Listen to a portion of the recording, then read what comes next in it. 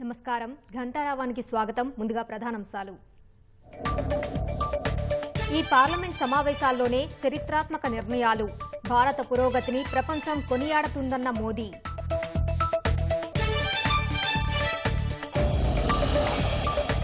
Parliament సమావేశాల కోసం విపక్షాల వ్యూహాలు. మహిళా బిల్లు, నిరుద్యోగం వంటి అంశాలపై ఒత్తిడి తెచ్చే యత్నం.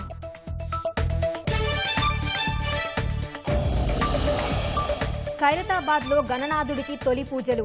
శ్రీ దశ మహావిద్యా గణపతి దర్శనానికి పోటెత్తుతున్న భక్తులు.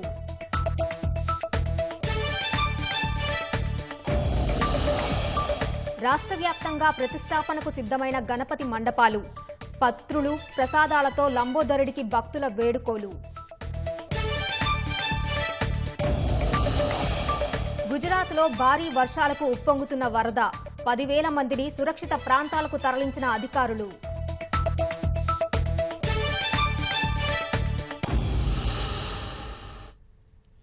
పార్లమెంటు ప్రత్యేక సమావేశాల్లో చరిత్రాత్మక నిర్ణయాలు ఉంటాయని ప్రధాని నరేంద్ర మోదీ అన్నారు.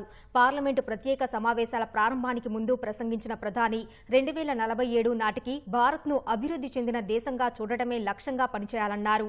భారత్ అభివృద్ధిలో ఎలాంటి అడ్డంకులు ఉండవని స్పష్టం చేశారు. ప్రస్తుత పరిస్థితులన్నీ భారత్ ఉజ్వల భవిష్యత్తును సూచిస్తున్నాయని పేర్కొన్నారు. ఈ సందర్భంగా చంద్రయాన్ 3, G20 శిఖరాగ్ర సదస్సులు విజయవంతం కావడం పట్ల ప్రధాని హర్షం వ్యక్తం చేశారు. लेकिन समय के हिसाब से ये बहुत बड़ा है, ऐतिहासिक निर्णयों का एक सत्र है। ये सत्र की एक विशेषता ये तो है कि अब 75 साल की यात्रा हम नए मुकाम से आरंभ हो रही है। जिस मुकाम पर 75 साल की यात्रा की वो अत्यंत प्रेरक पल और अब और समय सीमा में 2047 में इस देश को डेवलप कंट्री बना करके रहना है। इसके लिए आने वाले जितने भी निर्णय होने वाले हैं वो इस नए संसद भवन में होने वाले। రాజ్యసభ సమావేశాలను ప్రత్యక్ష ప్రసారం ద్వారా చూద్దాం.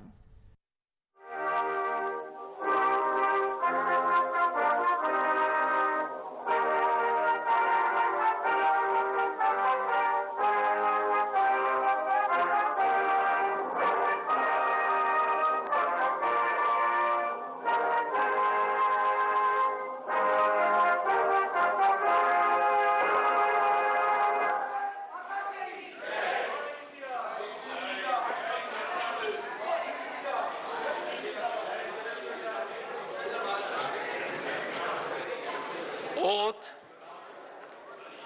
or affirmation. Secretary General.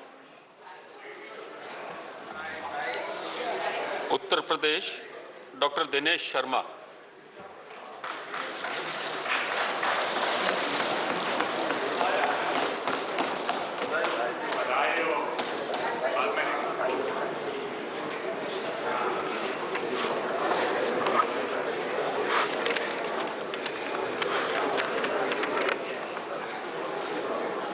मैं डॉक्टर दिनेश शर्मा जो राज्यसभा का सदस्य निर्वाचित हुआ हूं, ईश्वर की शपथ लेता हूं कि मैं विधि द्वारा स्थापित भारत के संविधान के प्रति सच्ची श्रद्धा और निष्ठा रखूंगा। मैं भारत की प्रभुता और अखंडता अक्षुण्ण रखूंगा तथा प्लीज माननीय सदस्य प्लीज चुप. माननीय सदस्यगण एक minute please sit down. Control मेरे पास है. Please sit down. प्लीज एक मिनट माननीय सदस्यगण एक मिनट प्लीज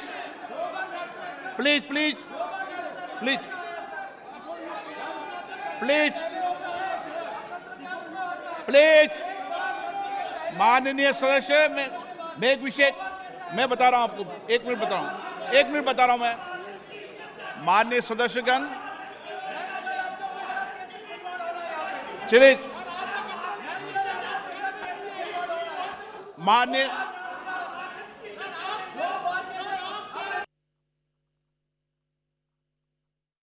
जो एक minute please please please please, हाँ प्लीज बैठ, मैं व्यवस्था दे रहा हूं, प्लीज बैठो, व्यवस्था दे रहा हूं मैं, प्लीज बैठिए, व्यवस्था दे रहा हूं, प्लीज। माननीय सदस्यगण, जो कुछ भी टेक्निकल चूक हुई है मैं उसकी जांच कराऊंगा। इसमें point okay, please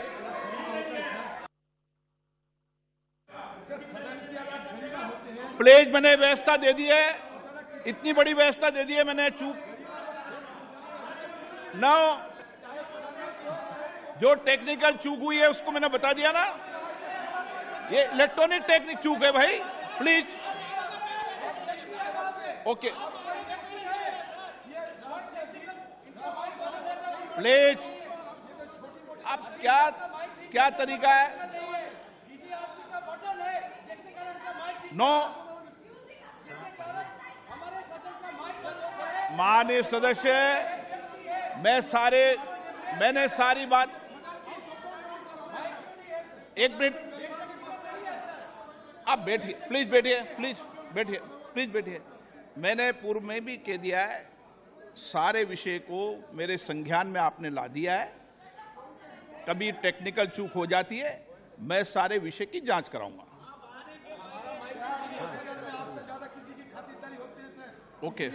okay, please,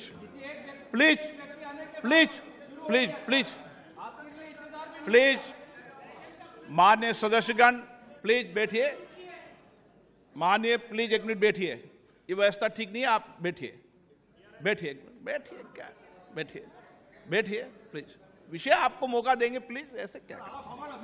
हाँ चलिए, प्लीज, कोई अपमान नहीं है, टेक्निकल चूक है, ओके, प्लीज,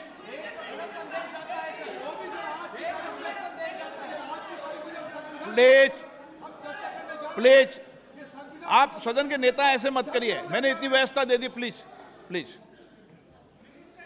प्लीज। माननीय सदस्यगण, नई दिल्ली में G20 शिखर सम्मेलन के सफल आयोजन के लिए पूरे देश को बधाई देते हुए मुझे बेहद खुशी है भरी है। इस आयोजन की सफलता ने प्रत्येक भारतीय को गर्व से भर दिया है। इसने वैश्विक स्तर पर देश की नेतृत्व की क्षमता को एक नया आयाम दिया है। मैं इस आयोजन को आम जनों का आयोजन बना देने की माननीय प्रधानमंत्री जी के विजन की सराहना करता हूं। भारत के सभी राज्यों और केंद्र शासित प्रदेशों के 60 शहरों में 200 से अधिक बैठकें हुई है, जो अभूतपूर्व है।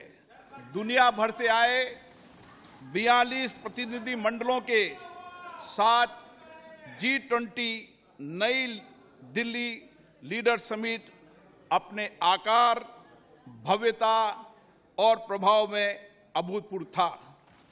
इससे विश्व को भारत की विविधता, लोकतांत्रिक शक्ति और प्रतिभा को देखने का अवसर मिला है। भारत की G20 की अध्यक्षता समावेशी, आकांक्षी, कार्य उन्मुख, निर्णायक और जन केंद्रित रही है। G20 नेताओं के शिखर सम्मेलन में लिए गए निर्णय परिवर्तनकारी हैं और ये आने वाले दशकों में वैश्विक व्यवस्था को नया रूप देने में सहायक होंगे। माननीय प्रधानमंत्री जी के विजन और मार्गदर्शन में G20 नई दिल्ली लीडर्स समिट घोषणा पत्र को सर्वसम्मति से अपनाया गया और संवेदनशील मुद्दों पर भी सबकी सहमति बनी।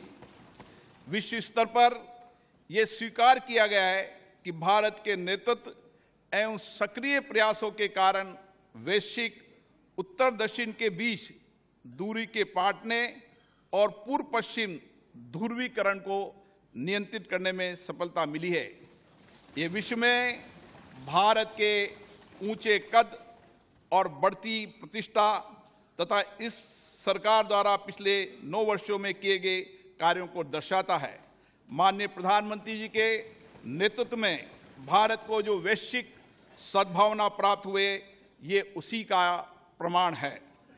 ये इस बात की भी स्वीकृति है कि कई प्रकार के विभाजनों से ग्रस्त विश्व में भारत शांति और संयम की आवाज है। भारत की अध्यक्षता में ग्लोबल साउथ की आवाज को G20 की चर्चा के केंद्र में लाने में महत्वपूर्ण भूमिका निभाई है। अपनी अध्यक्षता की शुरुआत में भारत ने जनवरी 2023 में Voice of the Global South शिखर सम्मेलन की मेजबानी की, जिसमें 125 देशों के नेतृत्व ने भाग लिया। ग्लोबल साउथ के देशों की प्राथमिकताओं और अपेक्षाओं को G20 एजेंडे में शामिल किया गया। शिखर सम्मेलन की घोषणा में निर्धनता उन्मूलन, जलवायु वित्त, ऋण संबंधी समस्याओं से निपटने, खाद्य सुरक्षा, स्वास्थ्य सुरक्षा, डिजिटल बुनियादी ढांचे के विकास सहित विकासशील देशों के हितों से संबंधित विषयों को प्रमुखता दी गई।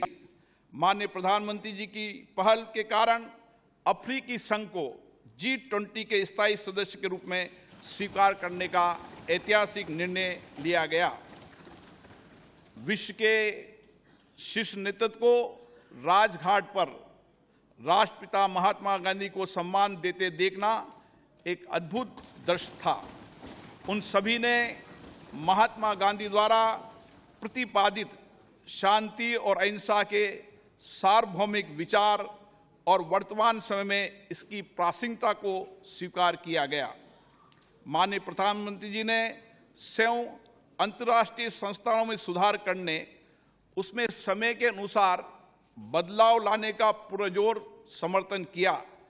इस विभाजित विश्व में स्थिरता, वृद्धि और विकास सुनिश्चित करने के लिए वास्तविक बहुपक्षवाद के लिए यह महत्वपूर्ण है। माननीय सदस्यगण, G20 का दृष्टिकोण अर्थ केंद्रित न होकर अब व्यापक रूप से मानव केंद्रित हो गया है। सतत विकास लक्ष्यों को साकार करने, अंतर्राष्ट्रीय वित्तीय संस्थानों में सुधार करने, डिजिटल सार्वजनिक बुनियादी ढांचे की स्थापना करने, हरित विकास समझौतों को प्रोत्साहित करने, महिलाओं के नेतृत्व के विकास को प्रोत्साहित करने, डिजिटल स्वास्थ्य पर वैश्विक पहल करने, प्रारंभिक चिकित्सा की भूमिका को मान्यता दिए जाने जैसे विषयों को प्राथमिकता दी गई, वह सराहनीय है। G20 शिखर सम्मेलन के प्रमुख परिणामों में अंतर्राष्ट्रीय अर्थव्यवस्थाओं को अधिक सक्रिय करना, विकास के लिए अधिक संसाधनों की उपलब्धता, पर्यटन का विस्तार, विश्व स्तर पर कार्य के अवसर, मोटे अनाज के उत्पादन और उपभोग के माध्यम से सुदृढ़ खाद्य सुरक्षा, कौशल की कमी और गतिशीलता की समस्या का समाधान करना, ग्लोबल वैल्यू चेन की मैपिंग, MSME की सहायता करना और जैव ईंधन के लिए प्रतिबद्धता शामिल है। इनका लाभ पूरे देश को प्राप्त होगा। शिखर सम्मेलन के दौरान भारत मध्य पूर्व यूरोप आर्थिक कॉरिडोर और वैश्विक जैव ईंधन गठबंधन का शुभारंभ अत्यंत महत्वपूर्ण है। इन पहलों से एक कनेक्टेड भविष्य की नींव रखी गई है, जिसमें आगे भी भारत की महत्वपूर्ण भूमिका बनी रहेगी। पर्यावरण समर्थन के लिए लाइफ संबंधी उच्च स्तरीय सिद्धांतों को अंगीकृत किए जाने और जलवायु संबंधी लक्ष्यों को पूरा करने के लिए जलवायु वित्त और निवेश में बड़े पैमाने पर वृद्धि की आवश्यकता को विकसित देशों द्वारा स्वीकार किए जाने से इस क्षेत्र में भारत का नेतृत्व स्पष्ट रूप से प्रदर्शित हुआ है। भारत की अध्यक्षता में महिलाओं और आपदा जोखिम को कम किए जाने के बारे में G20 कार्य समूह के गठन के साथ साथ स्टार्टअप पर एक नए G20 की स्थापना के रूप में नई उपलब्धि दर्ज की गई है। खाद्य सुरक्षा के संबंध में डेक्कन उच्च स्तरीय पहल, भूमि संबंधी पहल पर गांधीनगर रोड मैप, पर्यटन के विषय पर गोवा रोड मैप, नीली और महासागरीय अर्थव्यवस्था पर चेन्नई उच्च स्तरीय पहल और काशी सांस्कृतिक पथ से आने वाले समय में विभिन्न क्षेत्रों में विश्व का मार्गदर्शन होगा और हमारे देश गौरवान्वित होंगे। अगले माह हमारी संसद को हमारे G20 अध्यक्षता के क्रम में पार्लियामेंट P20 फोरम की मेजबानी करने का सम्मान मिलेगा। मैं इस प्रतिष्ठित सभा के प्रत्येक मान्य सदस्यों से अनुरोध करता हूं कि वे लोकतंत्र की जननी भारत की भूमि पर पूरे विश्व का स्वागत करने और वसुदेव कुटुंबकम, एक पृथ्वी एक परिवार एक भविष्य के मिशन को आगे बढ़ाने में शामिल हो। मुझे विश्वास है ये सभा इस ऐतिहासिक उपलब्धि पर माननीय प्रधानमंत्री जी के नेतृत्व की सराहना करने, भारत के लोगों को उत्साह बढ़ाने और सभी संगठनों और व्यक्तियों के योगदान को सराहना करने में मेरा साथ देगी। श्री सुनील कुमार सिंह,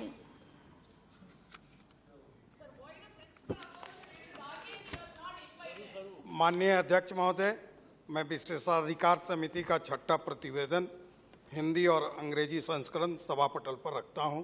धन्यवाद। मान्य सदस्यगण, हमारा ये संसद भवन स्वतंत्रता प्राप्ति की ऐतिहासिक घड़ी से लेकर भारत के संविधान निर्माण की संपूर्ण प्रक्रिया और इसके साथ ही हमारे आधुनिक राष्ट्र की गौरवशाली लोकतांत्रिक यात्रा का साक्षी रहा है।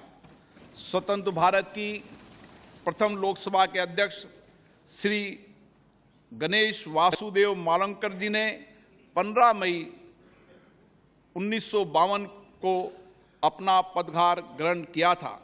देश की सर्वोच्च लोकतांत्रिक संस्था के प्रथम अध्यक्ष के रूप में उन्होंने नियम समिति, विशेषाधिकार समिति, कार्य मंत्रणा समिति सहित कई अन्य संसदीय समितियों की स्थापना की और सदन के अंदर उच्चतम परंपराओं की नींव रखी।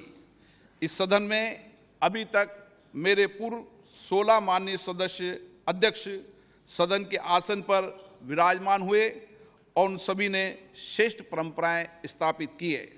माननीय सदस्यगण, इस कक्ष के माध्यम से अब तक 15 माननीय प्रधानमंत्रियों का नेतृत्व प्राप्त हुआ। उन सभी ने अपने विचारों और कार्यों से देश की दशा और दिशा तय की है। माननीय सदस्यगण, ये सदन संवाद संस्कृति का जीवंत प्रतीक रहा है। विभिन्न दलों के बीच सहमति असहमति के बीच पिछले 75 वर्षों में देश हित में सामूहिकता से निर्णय लिए गए। संसदीय विचार विमर्श की पद्धति से देश की जनता के जीवन में सामाजिक आर्थिक बदलाव के लिए कानून बनाए गए। आपदा और संकट के समय सदन ने एकजुटता और प्रतिबद्धता से उसका सामना किया। आज इस कक्ष में कार्रवाई का अंतिम दिन है। हमारे देश की लोकतांत्रिक यात्रा में इस भवन का योगदान अतुलनीय है। आज के बाद सदन की कार्रवाई नए भवन में संचालित होगी। हम नए भवन में नई आशाओं, नई उम्मीदों के साथ प्रवेश करेंगे।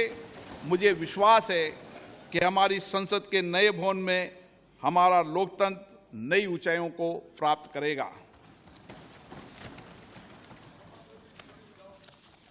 मैं माननीय प्रधानमंत्री जी से आग्रह करूंगा कि वह अपने विचार को व्यक्त करें।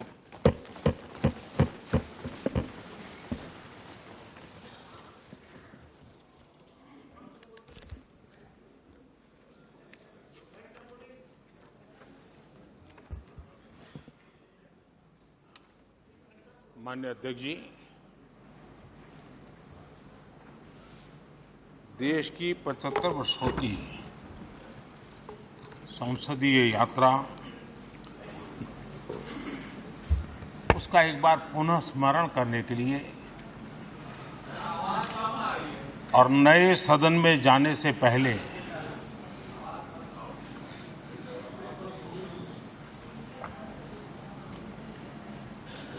उन प्रेरक पलों को,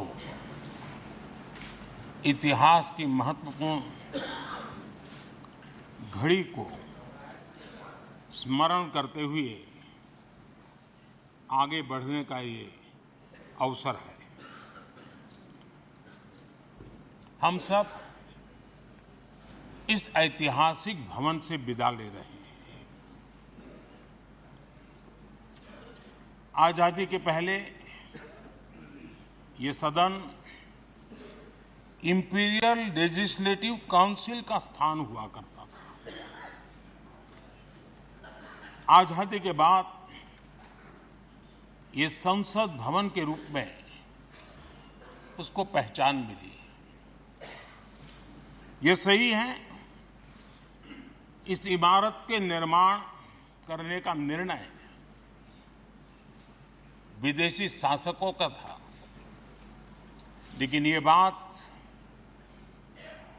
हम न कभी भूल सकते हैं और हम गर्व से कह सकते हैं कि इस भवन के निर्माण में पसीना मेरे देशवासियों का लगा था, परिश्रम मेरे देशवासियों का लगा था और पैसे भी मेरे देश के लोगों के।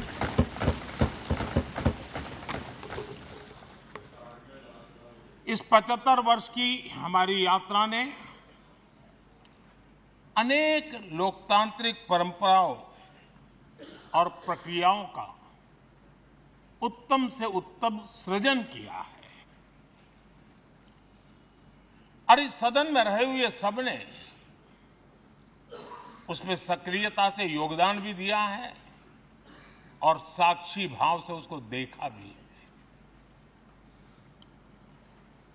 हम भले नए भवन में जाएंगे, लेकिन पुराना भवन भी, ये भवन भी आने वाली पीढ़ियों को हमेशा हमेशा प्रेरणा देता रहेगा।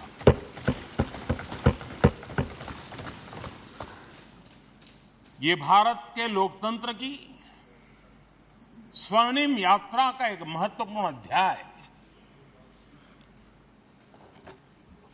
जो सारी दुनिया को भारत की रगों में लोकतंत्र का सामर्थ्य कैसे है, इसका परिचित कराने का काम इस इमारत से होता रहेगा।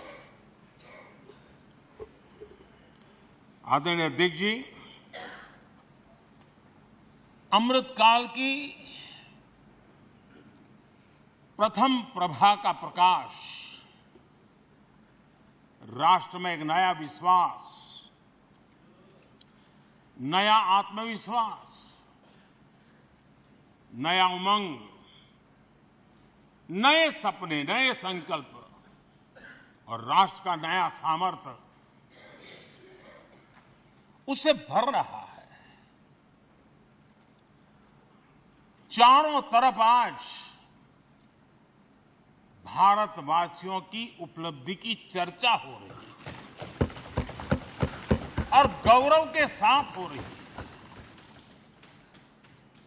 ये हमारे 75 साल के संसदीय इतिहास का एक सामूहिक प्रयास का परिणाम है, जिसके कारण विश्व में आज वो गूंज सुनाई दे रही है। आदरणीय अध्यक्ष जी, चंद्रयान 3 की सफलता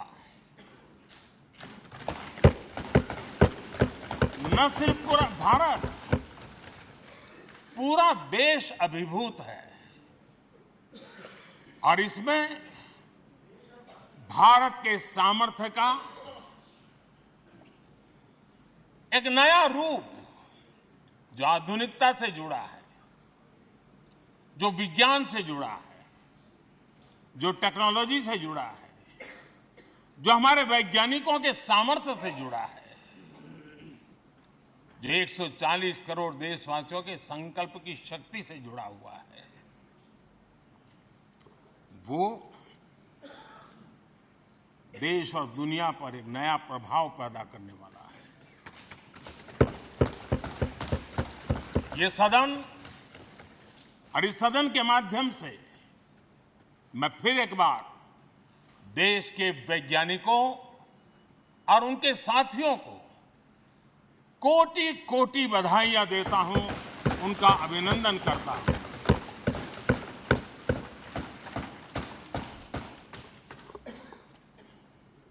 आदरणीय अध्यक्ष जी, ये सदन ने भूतकाल में जब नेम की समिट हुई थी, सर्वसम्मति से प्रस्ताव पारित करके देश के इस प्रयास को सराहा था। आज G20 की सफलता को भी आपने सर्वसम्मति से सराहा है। मैं मानता हूं देशवासियों का आपने गौरव बढ़ाया है। मैं आपका आभार व्यक्त करता हूं। G20 की सफलता 140 करोड़ देशवासियों की है। ये भारत की सफलता है, किसी व्यक्ति की सफलता नहीं है, किसी दल की सफलता नहीं है। भारत के फेडरल स्ट्रक्चर ने, भारत की विविधता ने 60 स्थानों पर 200 से अधिक समिट और उसकी मेजबानी हिंदुस्तान के अलग अलग रंग रूप में देश की अलग अलग सरकारों ने बड़े आन बान शान से की और ये प्रभाव पूरे विश्व भर के मन पर पड़ा हुआ है। ये हम सबके सेलिब्रेट करने वाला विषय है, देश के गौरवगान को बढ़ाने वाला है। और जैसा आपने उल्लेख किया, भारत इस बात के लिए गर्व करेगा, जब भारत अध्यक्ष रहा उस समय अफ्रीकन यूनियन इसका सदस्य बना। मैं उस इमोशनल पल को भूल नहीं सकता जब अफ्रीकन यूनियन की घोषणा हुई और अफ्रीकन यूनियन के प्रेसिडेंट, उन्होंने एक इंटरव्यू में कहा कि मेरे जीवन में ऐसी पल थी, शायद मैं बोलते बोलते रो पड़ूंगा। आप कल्पना कर सकते हैं कि कितनी बड़ी अपेक्षा और आशाएं पूरी करने का काम भारत के भाग्य में आया। आदरणीय अध्यक्ष जी, भारत के प्रति शक करने का एक स्वभाव कई लोगों का बना हुआ है और जब आजादी मिली तब से चल रहा है। इस बार भी यही था, कोई डिक्लेरेशन नहीं होगा, असंभव है। लेकिन ये भारत की ताकत है कि वह भी हुआ और विश्व सर्वसम्मति से एक साझा घोषणा पत्र लेकर के आगे का रोड मैप लेकर के यहां से प्रारंभ हुआ है। और अध्यक्ष जी, आपके नेतृत्व में, क्योंकि भारत की अध्यक्षता नवंबर के आखिरी दिन तक है, इसलिए अभी हमारे पास जो समय है उसका उपयोग हम करने वाले हैं और आपकी अध्यक्षता में दुनिया भर के ये जो G20 के सदस्य हैं, P20 पार्लियामेंट के स्पीकर्स की एक समिट जैसे आपने घोषणा की, सरकार का आपके इस प्रयासों को पूरा समर्थन रहेगा, पूरा सहयोग रहेगा। आदरणीय अध्यक्ष जी, हम सबके लिए गर्व की बात है कि आज भारत विश्व मित्र के रूप में अपनी जगह बना पाया है। पूरा विश्व भारत में अपना मित्र खोज रहा है, पूरा विश्व भारत की मित्रता को अनुभव कर रहा है और उसका मूल कारण है हमारे जो संस्कार है, वेद से विवेकानंद तक जो हमने पाया है। सबका साथ सबका विकास का मंत्र आज विश्व को हमें साथ लाने में जोड़ रहा है। आदरणीय अध्यक्ष जी, ये सदन से विदाई लेना एक बहुत ही भावुक पल है। परिवार भी अगर पुराना घर छोड़कर के नए घर जाता है तो बहुत सारी यादें कुछ पल के लिए उसको झकझोर देती है। और हम जब ये सदन को छोड़ के जा रहे हैं तो हमारा मन मस्तिष्क भी उन भावनाओं से भरा हुआ है, अनेक यादों से भरा हुआ है। खट्टे मीठे अनुभव भी रहे हैं, नोकझोंक भी रही है, कभी संघर्ष का माहौल भी रहा है और कभी इसी सदन में उत्सव और उमंग का माहौल भी रहा है। ये सारी स्मृतियां हमारे साथ हम सबकी साझी स्मृतियां हैं, ये हम सबकी साझी विरासत है और इसलिए इसका गौरव भी हम सबका साझा है।